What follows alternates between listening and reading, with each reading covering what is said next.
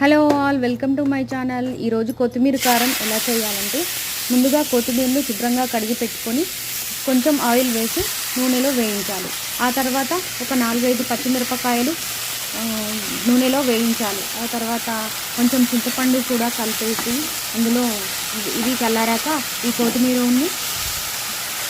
మిరపకాయల మిశ్రమాన్ని, చింతపండు, కొంచెం ఎండు కొబ్బరి వేసి కొద్దిగా చక్కెర, కొంచెమే ఒక స్పూన్ చక్కెర వేసి ఈ విధంగా మిక్సీ పట్టుకున్న దాంట్లో ఇష్టమైతే పోపు కూడా పెట్టుకోవచ్చు, లేకుంటే అదే విధంగా కూడా తినచ్చు. దోశలకు, ఇడ్లీలకి, అన్నంలోకి కూడా చాలా బాగుంటుంది ఈ కొత్తిమీర పచ్చడి. Thanks for watching. Please subscribe my channel. Thank you all guys.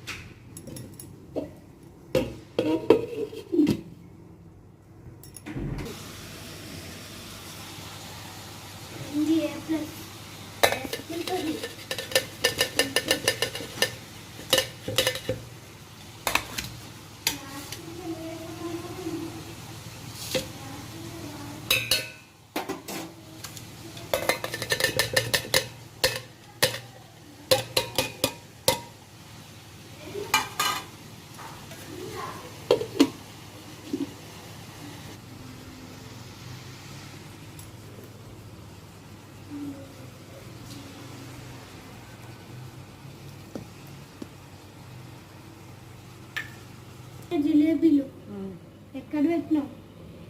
నిన్న రాత్రి